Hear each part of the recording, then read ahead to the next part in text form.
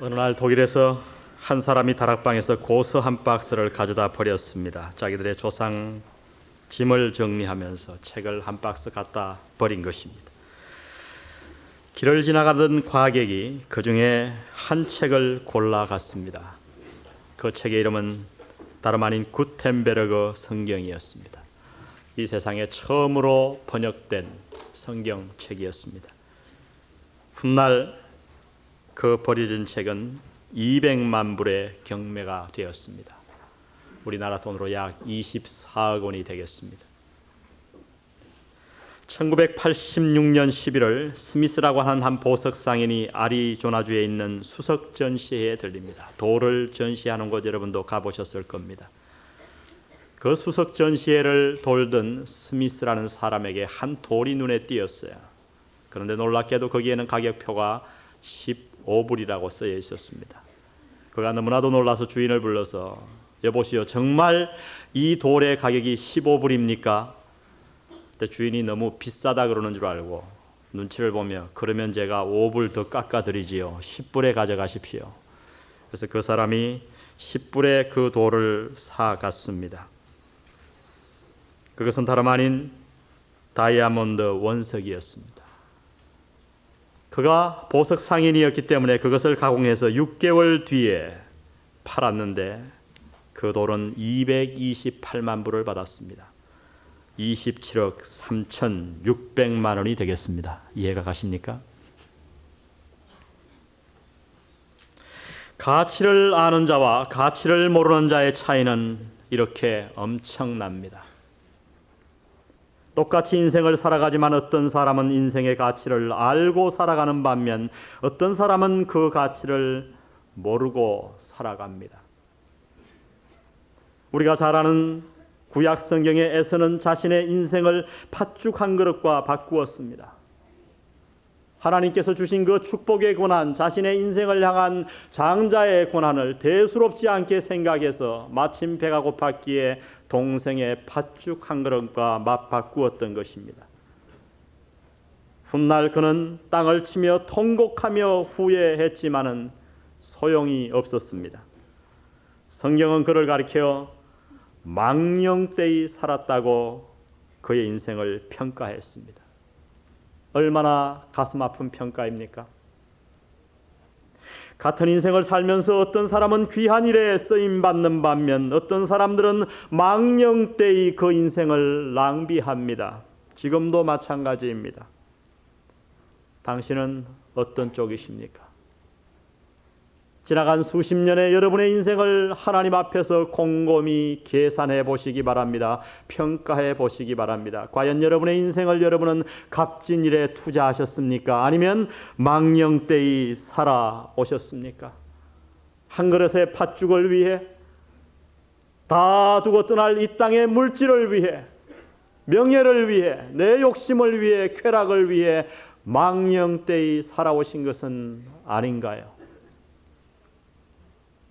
오늘 본문은 비록 신분적으로 높지 못하고 가진 것이 많지 않았지만은 가치 있게 쓰인 한 여성을 우리에게 소개해 주십니다. 그의 이름은 루디아였습니다. 직업은 자주장사였어요. 옷감장사였습니다. 비록 무명의 한 여인이었으나 하나님은 그를 통해 이 땅에 놀라운 빌립보라는 교회를 세우셨습니다. 여러분, 빌립보 교회가 어떤 교회입니까? 성경에 나타난 교회 가운데 가장 아름다운 교회가 있다면 아마 그것은 빌립보 교회였을 것입니다. 유럽의 첫 번째로 세워진 교회일 뿐 아니라 사도 바울의 사역을 끝까지 도운 그야말로 성교에 헌신된 교회였습니다. 훗날 사도 바울은 빌립보 교회에 편지를 보내면서 그들에 대해서 이러한 기억을 되살려 말씀하십니다. 빌립보서 4장 15절에 빌립보 사람들아, 너희도 알거니와 복음의 시초에 내가 마게도냐를 떠날 때에 주고 받는 내 일에 참여한 교회가 너희 외에는 아무도 없었느니라. 선교여행을 떠나는 그 사람들에게 많은 성도가 있었고 많은 교회가 있었지만은 선교 헌금을 작정한 교회는 빌립보 교회 외에 아무 교회도 없었다고 사도 바울은 말씀합니다. 4장 16절에서 그는 말하기를 내가 데살로니가에 있을 때에도 너희가 한 번 두 번 나에게 쓸 것을 보내어 주었노라. 고린도후서 8장에서 하나님 앞에 어떻게 우리 성도들이 헌금 생활을 해야 하는가를 가르치면서 사도 바울은 주저하지 아니하고 빌립보 교회의 예를 들고 있습니다. 너희가 이 빌립보 교회와 같이 하나님 앞에 헌금 생활을 해야 된다. 하나님 앞에 드리는 생활을 해야 된다. 그러나 이 빌립보 교회는 어떻게 창설되었습니까? 유명한 남자들이 모였습니까? 지위가 높은 사람들이 모였습니까? 물질이 많은 사람들이 그 교회를 지었었나요? 아닙니다. 한 무명의 여인으로 말미암아 이 교회가 세워졌다고 성경은 말씀합니다. 이 아름다운 교회가 이 땅에 세워질 수 있는 단 하나의 이유, 오늘 사도 바울은 그 배경을 너무나도 자세하게 설명하고 있습니다. 비록 몇 구절 되지 않지만은 빌립보서를 이해하는 데 있어서 없어서는 아니 될 사도행전의 짧은 구절입니다. 중요한 구절입니다. 먼저 12절을 우리 다 같이 한번 보시기 바랍니다. 거기서 빌립보에 이르니 이는 마게도냐 지경 어떤 성이요? 첫 성이요. 또 로마의 식민지라. 이 성에서 수일을 유하다가 두 가지를 얘기합니다. 하나는 빌립보가 어떤 곳인가? 마게도냐의 첫 성이요, 로마의 식민지였다고 얘기합니다. 우리가 빌립보에 대해서 잠깐 살펴보는 것이 오늘 구절을 이해하는 데 도움이 될 것 같습니다. 빌립보는 원래 지명이 샘물을 뜻하는 크레니데스라고 하는 지명을 가지고 있었습니다. 그런데 우리가 잘 아는 알렉산더 대왕의 아버지인 빌립이 이 빌립보를 침략해서 점령하고 나서 자신의 이름을 본따서 빌립보라고 그렇게 개명해 주었습니다. BC 356년에 이루어진 일입니다. 그 아들이 바로 알렉산더 대왕이었습니다. 이후에 이 빌립보는 로마의 군사기지가 되었습니다. 이 빌립보가 특별히 유명해진 것은 아주 유명한 전쟁이 그곳에서 치러졌기 때문입니다. 우리가 너무나도 잘 아는 옥타비아누스 장군과 안토니우스가 로마의 혈통을 서로 잇겠다고 전쟁을 했습니다. 어디에서 최후의 전쟁이 벌어졌냐 하면 바로 이 빌립보에서 벌어졌어요. 거기에서 BC 31년 예수님이 태어나시기 불과 31년 전에 옥타비아누스 장군이 빌립보에서 안토니우스 장군을 격파합니다. 전쟁에서 승리하고 그리고 자신의 호칭을 바꿉니다. 아구스토스. 성경적인 말로 말하면 아구스도입니다. 많이 들어보셨습니까? 아구스도 황제가 천하에 호적하러 영을 내리니라. 옥타비아누스 장군이 자신의 이름을 아구스도로 바꾸면서 자신이 이 전쟁에 승리한 기념을 삼기 위해 이 빌립보 도시를 성격시켜 줍니다. 뭐라고 성격하냐면 로마의 식민지가 된 게 한 거예요. 오늘날 우리가 식민지가 된다고 하면 그것은 불명예입니다마는 이 당시에 로마의 식민지가 된다고 하는 것은 대단한 특권을 가지는 것이었어요. 적어도 세 가지 특권을 가지게 되는데 첫 번째는 그 식민지에는 자치 정부를 세울 수가 있습니다. 로마의 간섭을 받지 않고 따로 정부를 세워서 빌립보를 다스리게 한 겁니다.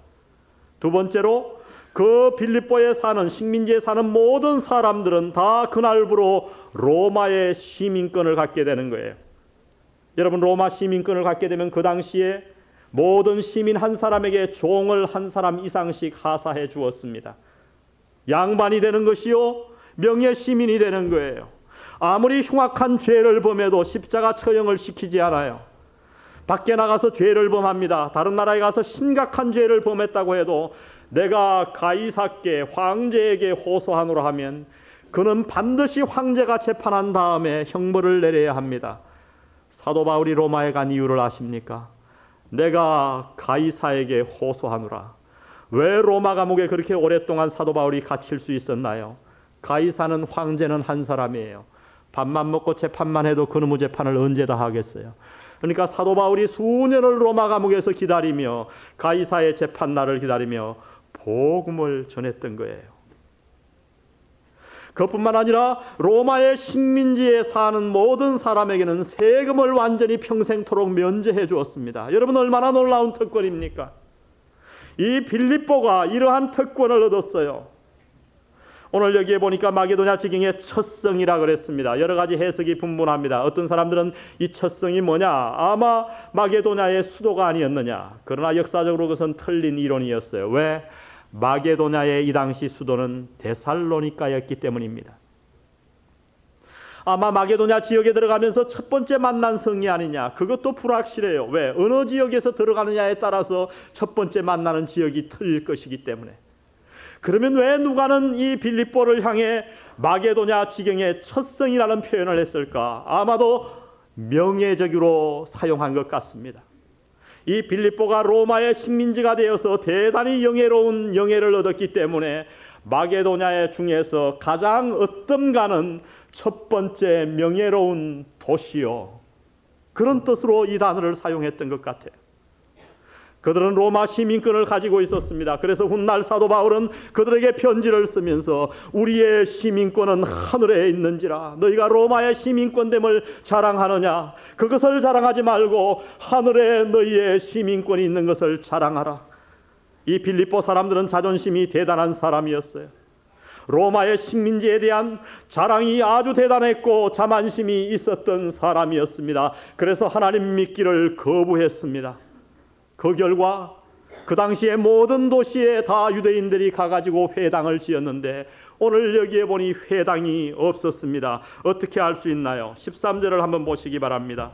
우리 다 같이 한번 읽어보겠습니다. 13절 시작. 안식일에 우리가 기도처가 있는가 하여 문 밖 강가에 나가 거기 앉아서 모인 여자들에게 말하더니.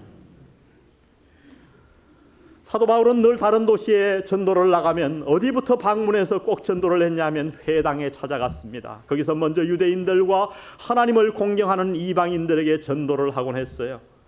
그런데 오늘 이 빌립보 지방에는 회당이 없었어요. 이것은 굉장히 중요한 정보입니다. 왜요? 이 당시 법에 의하면, 유대인 법에 의하면 유대인 남자 10명만 모이면 반드시 회당을 지어야 했어요. 그런데 오늘 여기에 회당이 없었다는 얘기는 뭐예요? 이 빌립보 도시가 비록 로마의 식민지가 되어서 로마의 시민권을 얻고 세금도 내지 않고 많은 명예를 얻었지만은 하나님을 섬기는 유대인 10명이 없는 도시였다고 하는 것입니다. 그래서 사도 바울은 안식일을 맞아서 어디에 기도처가 있는가 회당이 없었습니다. 그리고 강가를 찾아 나갔습니다. 아마도 티그리스 강가였을 것입니다. 그런데 그곳에 나가서 사도 바울은 한 일단의 무리의 사람들을 만나게 됩니다. 주로 여자였습니다. 그 가운데 루디아가 있었어요. 오늘 여기에 보니까 문 밖 강가에 나가 거기 앉아서 모인 여자들에게 말하더니. 여러분, 이 여자들이 왜 강가에 나갔을까요? 우리 한국 사람들에게 여자들이 옛날에 강가에 나갔다 그러면 여러분 퍼뜩 떠올리는 게 있을 거예요. 아, 휴일이고 하니까 빨래하러 갔구나. 목욕은 굉장히 수준이 높은 겁니다. 대낮에 어떻게 여자들이 목욕을 하겠습니까? 그러나 우리의 문화로 이 말씀을 해석하면 되지 않아요. 오늘 여기에서 중요한 이 여자들이 왜 이 강가에 나갔는가 하는 해석을 알려주는 중요한 단어가 있는데 그것은 14절에 나옵니다. 두아디라 성의 자주장사로서 하나님을 뭐하는 루디아? 하나님을 공경하는. 이 여자들은 어떤 여자였냐 하면 유대인은 아니었어요. 이방인이었어요. 그러나 하나님을 공경하고 있었습니다. 무슨 얘기인가 하니 유대교로 개종한 이방인이었다고 하는 거예요. 여러분, 이 루디아가 유대교로 개종했기 때문에 안식일 날 빨래를 한다는 것은 있을 수 없는 일입니다. 그러면 왜 강가에 나갔을까요? 하나님을 공경했기 때문에, 유대교로 개종했기 때문에 이들 역시 사도 바울 일행과 같이 예배 처소가 필요했을 것입니다. 여러분, 제가 옛날에 어릴 때 시골에서는 야외 예배를 나가면 주로 강가로 나갔습니다. 그 강가에는 여름에 시원한 바람이 불어올 뿐만 아니라 강가에는 언제나 많은 숲이 있었어요. 그 숲에다가 자리를 마련하고 예배를 드리면 저는 어리지만 너무나도 기뻤어요. 예배당에서 드리는 예배도 좋지만은 그 강가에서 아름다운 자연에서 예배를 드릴 때 오늘날 자연에 나가면은 시끄러워요. 비행기 소리가 나고 소리를 질러도 잘 들리지 않아요. 그러나 여러분 어릴 때를 생각해 보세요. 이쪽 산에서 조그만 소리를 하면 저쪽 산에 다 들려요. 공해가 없던 시절입니다. 예수님이 5천 명에게 마이크 없이 설교한 이유를 아시겠습니까? 그 강가에 가서 그들은 예배를 드리고 있었던 거예요. 자, 보십시오. 오늘 빌립보 교회가 어떻게 이 땅에 탄생하게 되었는가? 그것은 다름 아닌 사도 바울 일행이 안식일이 되어 주일이 되어 예배 드릴 처소를 찾다가 어디서 예배를 드리면 좋겠는가? 그래서 예배 장소를 발견하러 나가기 위해 강가에 나갔었습니다. 나갔더니 거기에 또 다른 한 여인의 무리들이 동일한 목적으로 하나님 앞에 예배드리기 위해 그 강가에 모여 있었습니다. 사도 바울이 말씀을 전하는 가운데 그들이 주님을 받아들였고 그날 그곳에 빌립보 교회가 탄생한 줄 믿습니다. 위대한 선교를 감당했던 놀라운 교회, 사도 바울을 끝까지 도와주었던 아름다운 교회, 하나님이 놀랍게 들어쓰셨던 예루살렘 교회에 빈곤이 왔을 때에 그들을 위해 과감하게 헌금을 해주었던 빌립보 교회, 이 교회가 어떻게 탄생할 수 있었는가? 그것은 한 무리의 사람들이 하나님께 전적으로 예배 드렸기 때문이라고 성경은 말씀합니다. 이들이 안식일 날 하나님 앞에 예배 드리려고 하는 마음이 없었다면 빌립보 교회는 생겨나지 않았을 거예요. 안식일이 되었습니다. 사도 바울은 복음을 받은 사람이지만은 안식일 날 예배 드리는 것을 너무나도 중요하게 생각했기에 어디에 회당이 있는가? 회당은 아무리 찾아도 없었습니다. 그런데 그 동네에 한 소문이 들려왔어요. 안식일만 되면 한 무리의 여자들이 강가에 모여 찬양하며 하나님을 예배 드린다고 하는 소문을 들었을 것입니다. 그리고 그 강가에 나갔더니 과연 거기에 안식일 날 예배 드리는 일단의 무리의 사람을 만나게 되었습니다. 하나님의 역사는 바로 여기에서부터 시작된 것입니다. 우리가 어떻게 하나님의 일에 쓰임받을 수 있나요? 어떻게 우리의 삶이 귀한 일에 쓰임받을 수 있을까요? 오늘 본문은 먼저 말씀하십니다. 우리가 하나님 앞에 쓰임받기 위해서는 먼저 하나님을 전심으로 예배해야 된다고 말씀하십니다.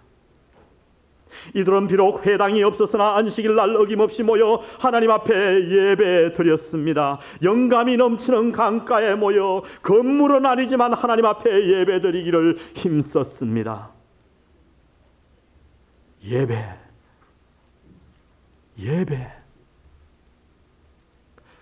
우리 그리스도인의 삶에 너무나도 중요한 단어입니다. 오늘 그리스도인들은 예배를 너무 경홀히 생각하는 경향이 있습니다. 예배를 드리고 싶으면 드리고 기분 나쁘면 생략하고 바쁘면 빠뜨리고 수많은 그리스도인들이 결혼식이다 무슨 모임이다 행사다 해서 예배를 빼먹습니다. 그러나 성도 여러분, 이것은 하나님 앞에 크나큰 잘못임을 기억하시기 바랍니다.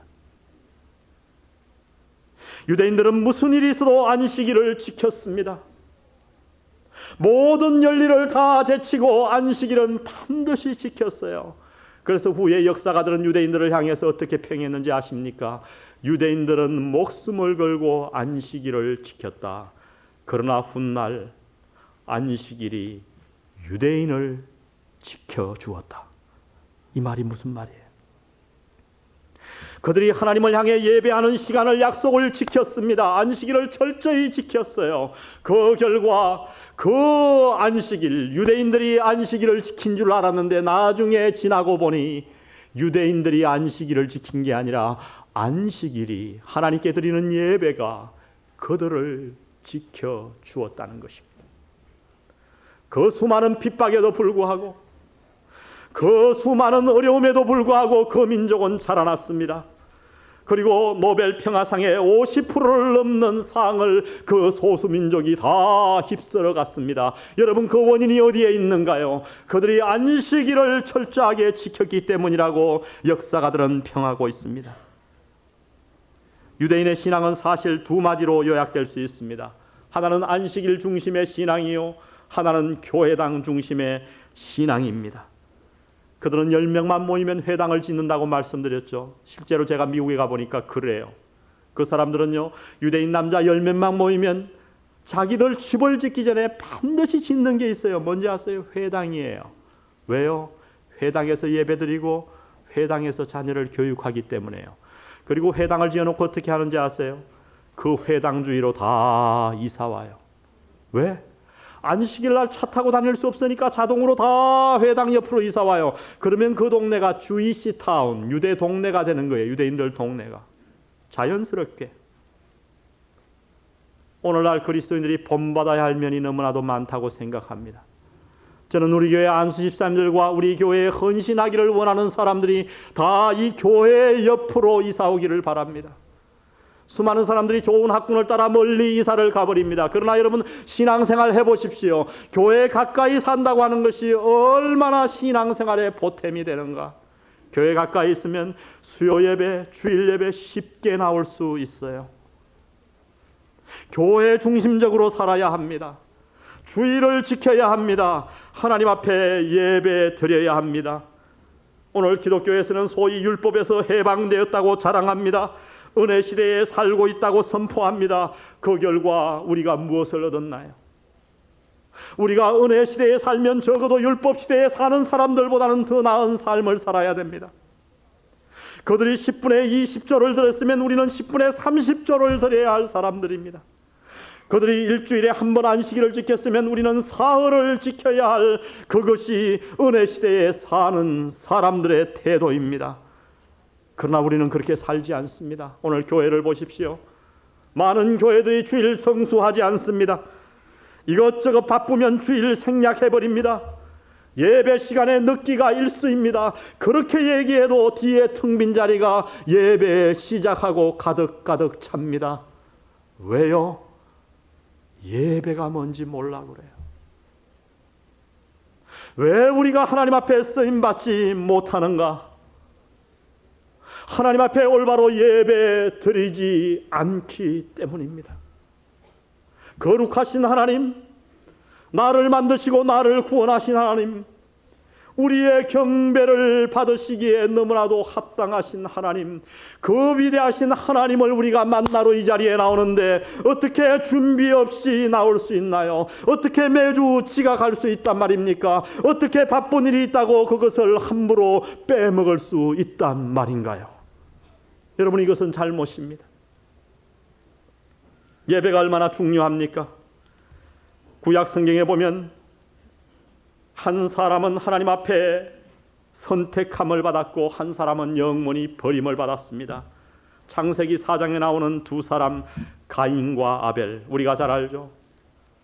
아벨은 하나님 앞에 선택함을 받았지만은 가인은 영원히 버림을 받았습니다. 그 이유가 뭔가요?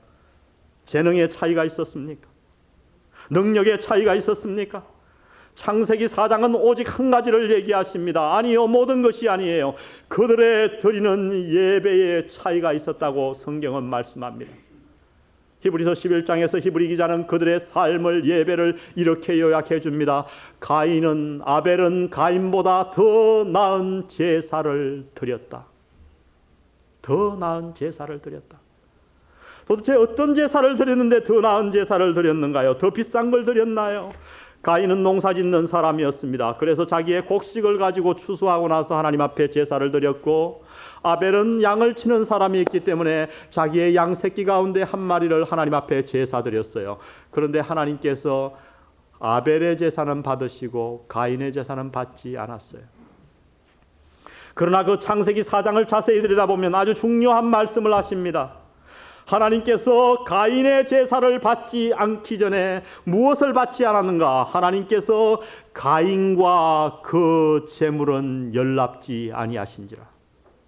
하나님이 아벨과 그 제물은 연락하셨으나 가인과 그 제물은 연락하지 아니하신지라. 그들의 제물을 받기 전에, 그들의 예배를 받기 전에 그들 자신을 받지 않으셨다고 성경은 얘기합니다. 수많은 사람들이 오늘도 동일하게 예배를 드립니다. 영안교회에도 오늘 수많은 성도들이 이 자리에 와서 동일하게 예배를 드렸습니다. 그러나 여러분 기억하십시오. 우리가 이 자리에 나와 앉아 있다고 해도 여러분의 예배를 무조건 하나님이 다 받으시는 것은 아닙니다. 이 가운데 하나님께서 그들의 예배를 받으시는 자가 있고 그렇지 않은 자가 있다고 성경은 말씀해 주십니다.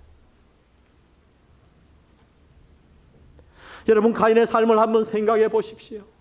얼마나 안타까운 삶이었습니까?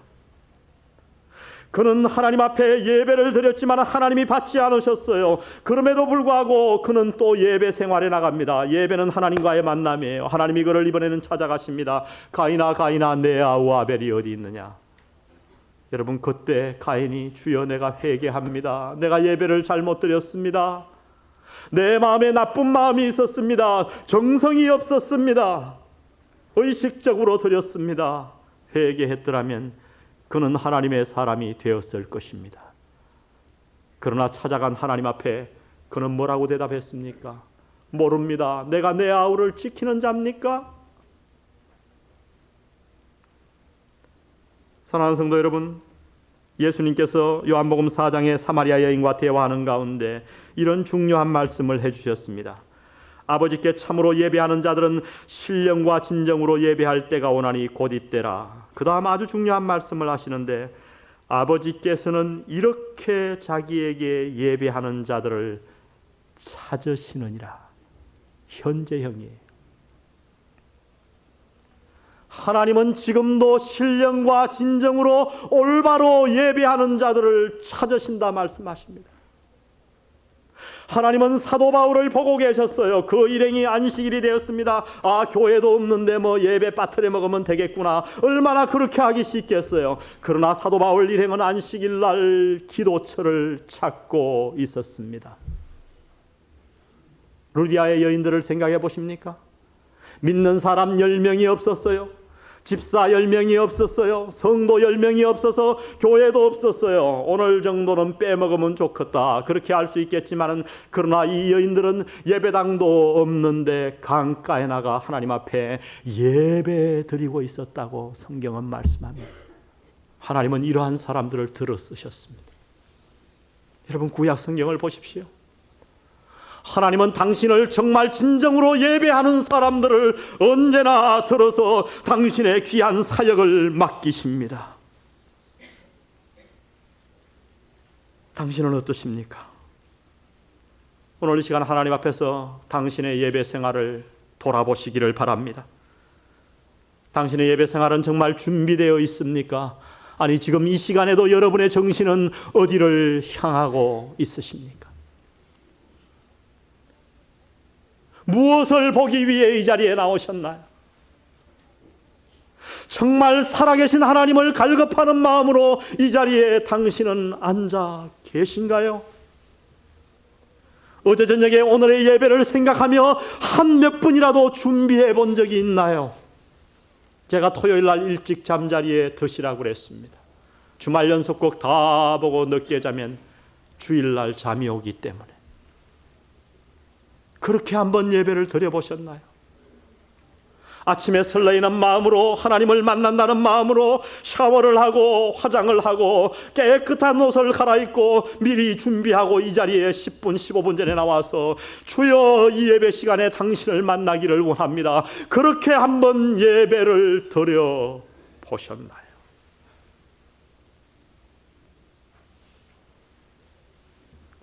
예배 드리는 일이 당신의 삶의 우선순위 몇 자리에 놓여 있습니까? 오늘은 그저 가주는 겁니까? 집사기 때문에 목사의 얼굴을 봐서 나가주는 겁니까? 우리 영안교회의 예배가 회복되기를 주의 이름으로 부탁드립니다. 하나님은 지금도 예배 드리는 자를 찾으십니다.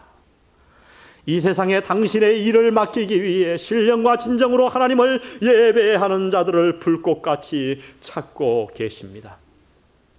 이렇게 이 일행들이 열린 마음으로 간절한 마음으로 예배를 드렸습니다. 루디아와 여인들이 예배를 드렸더니 여기에 놀라운 일이 일어납니다. 14절을 보시기 바랍니다. 두아디라 성의 자주장사로서 하나님을 공경하는 루디아라고 하는 한 여자가 들었는데, 사도 바울의 말씀을 들었는데 주께서 그 마음을 어떻게 하여 열어 바울의 말을 청종하게 하신지라.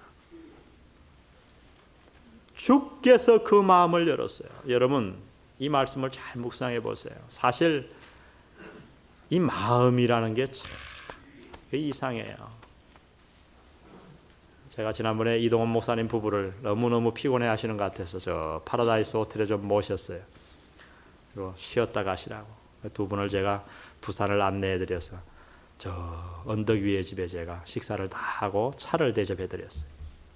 그날 비가 부슬부슬 왔는데 제가 아주 좋은 자리를 하나 골라서 사모님을 딱 앉게 했어요. 그분이 미술을 전공한 분 아닙니까? 그 비 오는 바다를 쳐다보면서 뭐라고 하냐면, 참 오늘은 매미 이상하네. 매미, 마음이라고 한 거로 매미 이상하네. 그렇게 좋아하셨어요.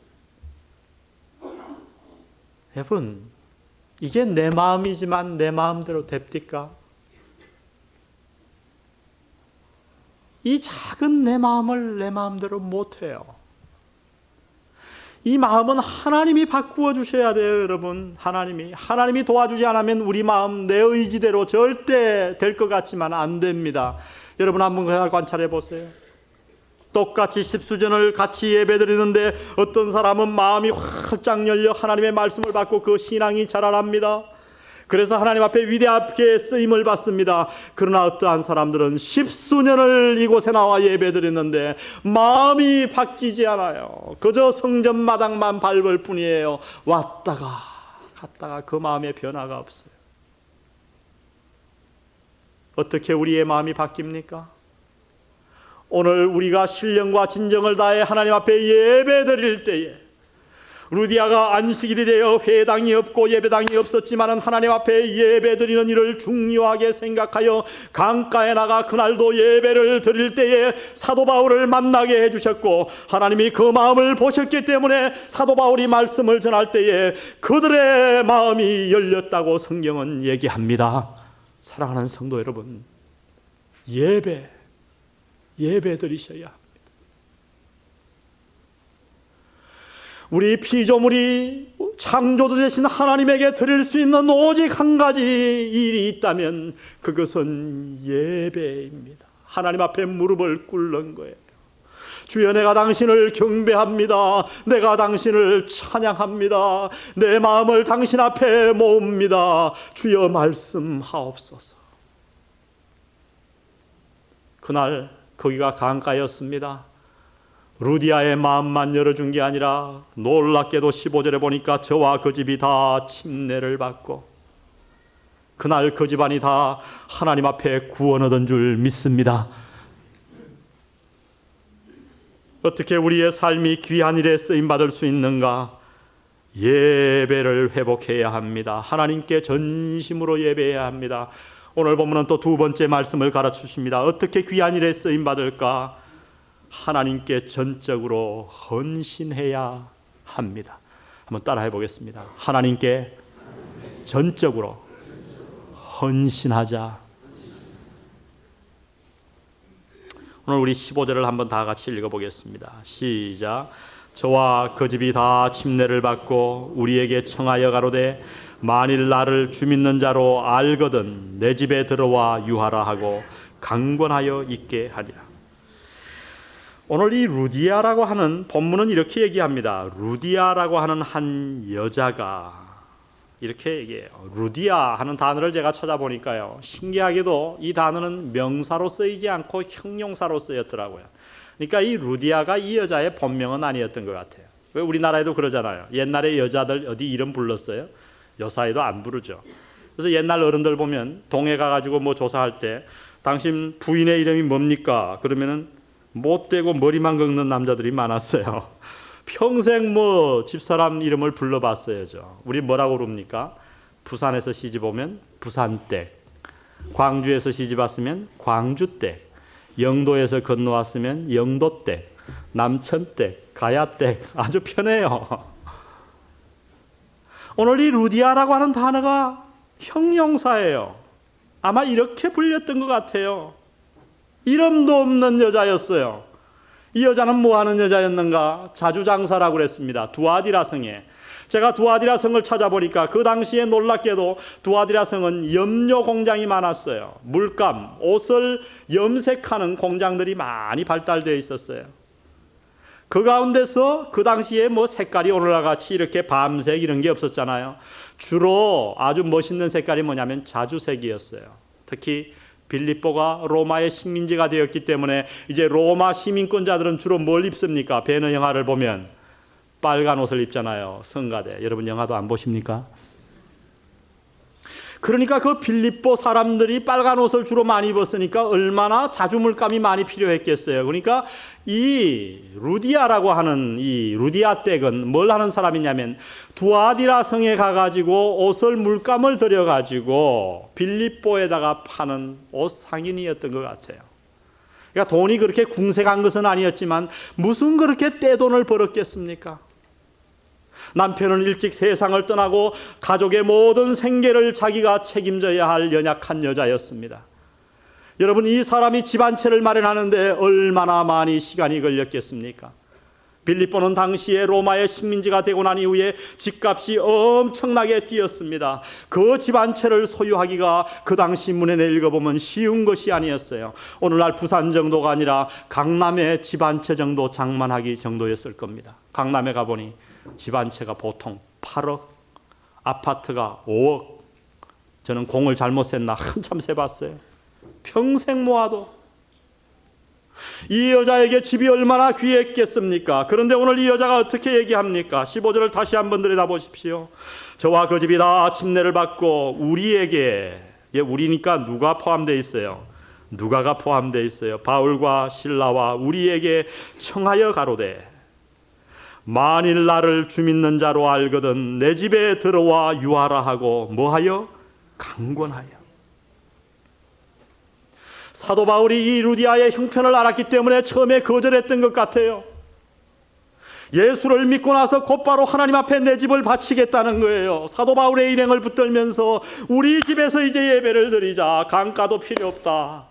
내가 내 집을 교회 예배 처소로 바치겠소. 사도 바울이 그 사정을 알고 아마 사양했던 것 같습니다. 당신은 과부인데 그 집이 평생 모은 재산이 아니요 그 집을 교회에다가 바치면 어찌 된단 말이요. 사도 바울이 수차례 사양했던 것 같아요. 그런데 오늘 여기에 보니까 뭐라고까지 얘기냐면 당신이 만일 나를 예수 믿는 자로 알거든, 이렇게까지 심하게 얘기했어요. 사양하니까 나를 예수 믿는 자로 알거든 내 집을 받아주시오 하고 강권했다. 이 단어는 굉장히 강한 얘기예요. 거절함에도 불구하고 어쩔 수 없이 받을 수밖에 없도록 강권해서 자기 집을 내놓았습니다. 여러분, 이것이 빌립보 교회의 시작이었습니다. 빌립보 교회는 처음부터 건물을 화려하게 지은 교회가 아니라 가정교회였다고 성경은 말씀합니다. 그것도 한 여자의, 연약한 여자의 집, 이름도 제대로 알려지지 않은 한 여인의 집에서 이 하나님께서 놀랍게 들어서신 유명한 빌립보 교회가 시작된 것입니다. 사랑하는 성도 여러분, 왜 우리의 인생이 주님을 위해 쓰임받지 못할까요? 재능이 부족해서일까요? 가진 것이 없어서일까요? 아닙니다. 이유는 단 하나입니다. 헌신되지 않았기 때문입니다. 오늘날 하나님의 일을 위해 참으로 귀한 일에 자신의 삶을 드리는 사람들이 많지 않기 때문입니다. 역사상 주님 앞에 놀랍게 쓰임받은 자들은 재능 있는 사람이 아니라 자신을 하나님 앞에 봉헌한 자들이었습니다. 여러분, 구세군을 아시죠? 교회 교파가 하나 있는데 그 구세군은 다 군복을 입어요. 그래서 목사님을 뭐라고 부르냐면 사령관이라고 부르고 말이죠. 아주 군대 계급처럼. 조금 이상은 합니다만은 겉으로 보기에 굉장히 건전한 교단이에요. 오늘 전 세계적으로 이 구세군이 얼마나 많이 퍼져 있어요. 구세군 하면 우리의 머리에 떠오르는 게 뭐예요? 크리스마스 날 자선 낭비. 건전한 교단입니다. 근데 이 구세군을 누가 창설했냐면 부스라고 하는 한 사람이 창설했어요. 공부를 많이 한 사람도 아니에요.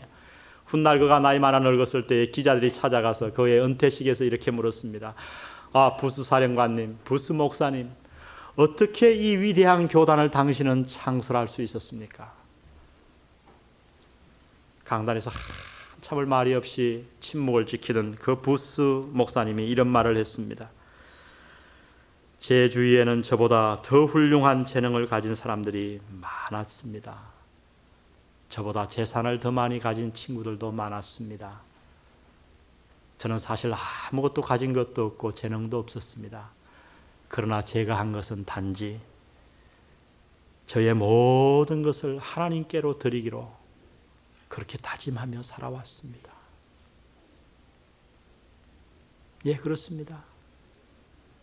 하나님 앞에 드렸기 때문에 하나님이 그 사람을 통해 위대한 교단, 위대한 일을 하셨던 거예요. 하나님은 능력의 하나님이십니다. 어린 소년의 손에 들린 보리떡 5개와 물고기 2,000마리로, 물고기 2마리로 5,000명, 장년 2만 명을 먹이고도 남는 놀라운 일을 행하실 수 있는 하나님이십니다. 마른 지팡이 하나로 홍해를 가르셨던 하나님이세요. 오늘 왜 우리의 삶에 귀한 일이 이루어지지 않는가? 왜 나를 통해 하나님의 일이, 하나님의 사역이 이루어지지 않는가? 이유는 단 하나입니다. 헌신이 없기 때문이에요. 하나님 앞에 자신을 드리는 사람이 없기 때문입니다. 하나님께 자신을 던진 자는 결코 하나님으로부터 버림받지 않습니다. 하나님께 헌신된 인생처럼 세상에 만족스러운 인생은 없는 법입니다. 헌신이란 위대한 기회의 문을 여는 열쇠와 같습니다. 여러분, 당신의 인생을 귀하게 쓰임받기 원합니까? 그렇다면 당신의 인생을 하나님 앞에 드리시기 바랍니다. 얼마나 많은 그리스도인들이 하나님 앞에 자신의 인생을 드리기는커녕 11조 하나도 아까워서 바들바들 떨며 드리는지, 하나님 앞에 좀 시간을 내서 무엇을 하라 그러면 자신의 모든 쾌락을 위해서는 그렇게 아낌없는 사람들이 하나님 앞에 드리지 않습니다. 자신들의 건강을 위해서 수백만 원을 투자하는 사람들이 하나님의 사업을 위해서는 드리지 않습니다. 오늘날 하나님의 사역이 우리의 삶을 통해 귀한 일이 이루어지지 않는 것은 어쩌면 너무나도 당연한지 모르겠습니다. 사랑하는 성도 여러분, 인생은 투자입니다. 심은 대로 거두는 법입니다. 그래서 사도 바울은 갈라디아에서 이런 말씀을 하셨습니다. 육체를 위하여 심는 자는 육체로부터 썩어질 것을 거둔다. 잘 들으십시오. 주님이 수없이 가르쳐 주신 말씀을 사도 바울이 다르게 표현한 거예요. 얼마나 많은 사람들이 다 두고 떠날 이 돈을 위해 사는지 모릅니다. 죽으면 썩어질 이 건강만을 위해 우상을 삼고 사는지 모릅니다. 하나님을 위해 자신을 드리는 자가 너무나도 적습니다. 사도 바울은 계속해서 얘기합니다. 그러나 하나님의 나라와 성령을 위하여 심는 자는 영생을 거둘 것이로다. 훗날 하나님이 저와 여러분의 인생을 그리스도의 심판대 앞에 평가하실 겁니다. 평가 방법 잘 아시죠? 불로 심판하십니다. 멋있는 집이 있었어요. 이 땅에 보니까 저 집사님 저 목사님 굉장했구나. 근데 하나님의 불이 지나가는데 보니 지프로 나무로 지어졌어요. 다 타고 아무것도 안 남아요. 사도 바울은 얘기합니다. 그 사람은 구원은 어때? 불 가운데서 얻은 부끄러운 구원이 될 것이다. 다 양복 입고 서 있는데, 넥타이 메고 서 있는데 혼자 수영 빤스 입고 있는 모습인 거예요. 진땀을 흘리는 거예요.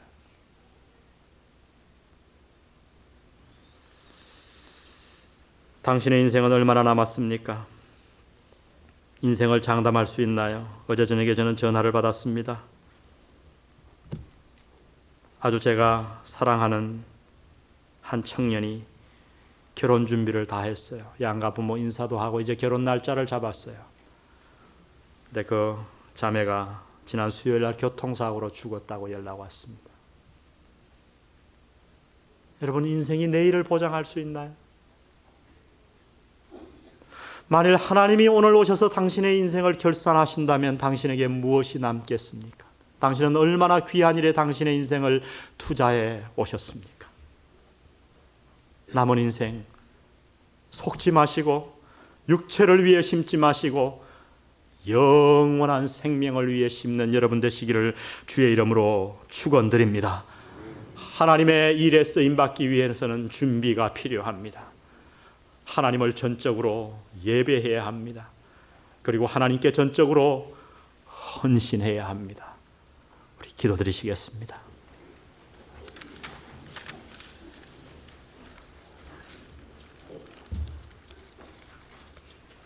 우리 한 1, 2분간 조용히 기도하는 시간을 좀 갖기를 원합니다. 오늘 이 티그리스 강가에서 예배당도 없이 추우나 더우나 그 강가에 모여 하나님을 예배하는 한 1년의 여인들을 보십시오. 하나님은 그들의 예배를 외면하지 않으셨습니다.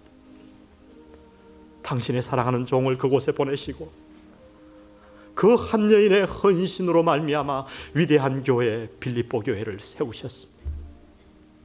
성도 여러분, 당신은 무슨 일을 경영하고 계신가요?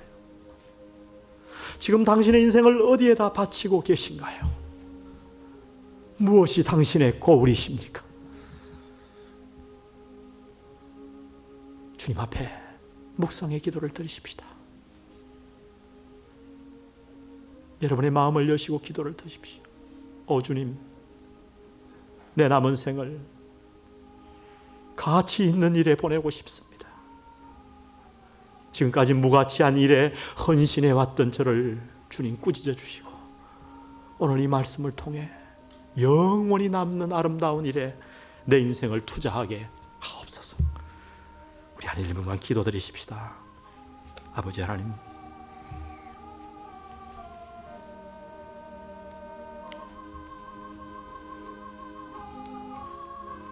주님,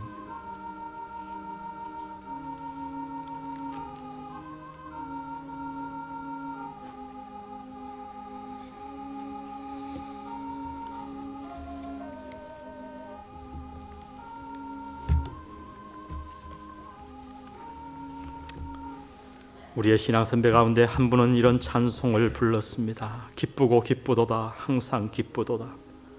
나 주께 왔사오니 복 주옵소서. 내게 주 음성 외에는 더 다른 기쁨이 없네. 날 사랑하신 주여, 늘 내게 계시옵소서. 우리 그의 간정을 다 같이 나의 간정으로 삼으며 이 찬송을 드리기를 원합니다.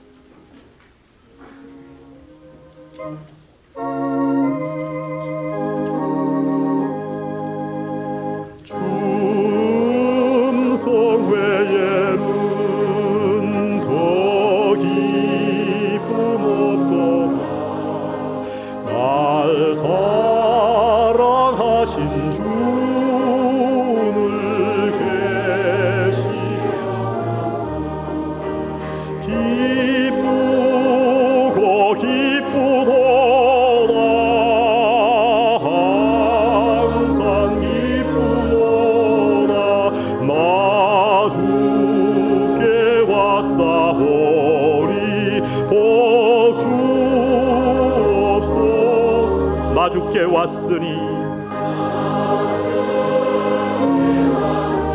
복 주시옵소서. 복 주시옵소서.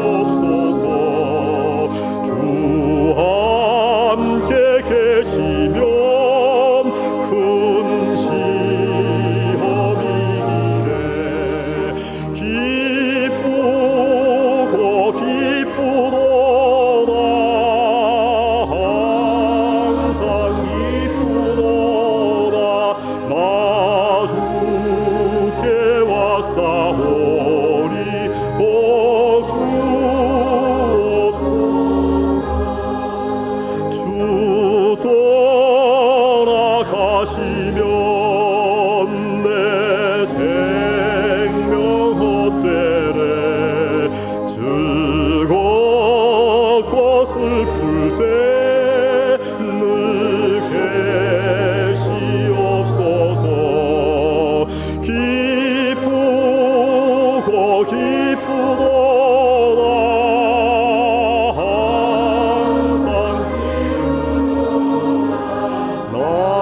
주께 왔사오니.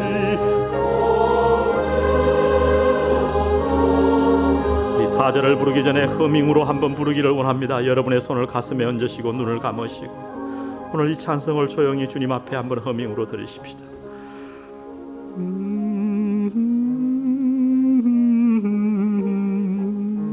내 생명 헛되네.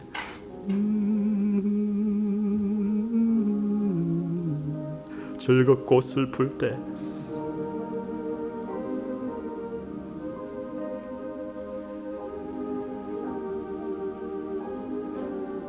기쁘고 기쁘도다. 정말 주님이 당신에게 기쁨이 되십니까? 당신은 정말 주님 앞에 복 얻기 위해서 가까이 나가고 계십니까? 나 주께 왔사오니.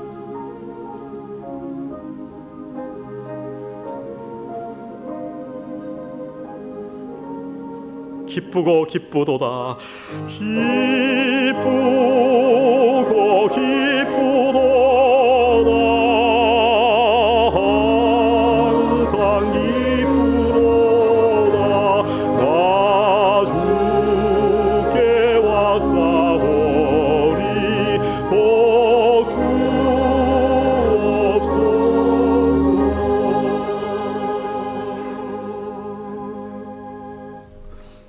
아버지 하나님, 우리가 당신 앞에 나왔습니다.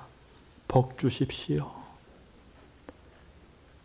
너무나도 교회 앞에 나오면서 준비되지 않은 마음으로 나왔습니다. 주여 용서해 주시고 이제 주님 앞에 쓰임받기 위해 우리의 삶의 예배를 회복하기 원합니다. 준비된 마음으로 신령과 진정으로 당신을 날마다 만나게 하시고 주님, 이렇게 나아오는 우리에게 하늘의 신령한 복을 내리워 주시옵소서. 오늘 당신 앞에 내 삶을 헌신하는 마음으로 아버지 하나님, 우리의 가진 적은 물질을 당신 앞에 드렸습니다. 주님, 돈만 들이지 말게 하시고 우리의 가슴과 영혼을 이 물질에 싣게 도와주옵소서. 내 모든 삶을 남은 생 주님 앞에 헌신하는 저희 영한 성도들에게 인도하여 주시옵소서. 예수님의 귀하신 이름으로 기도드렸습니다. 아멘. 이제는 우리 주 예수 그리스도의 은혜와 아버지 하나님의 극진하신 사랑하심과 성령님의 감동 감화하심이 오늘도 남은 생을 가치 있는 일에 쓰이기를 소원하는 사랑하는 성도들 머리 위에 영원히 함께 하시기를 주의 이름으로 축원하옵나이다. 아멘.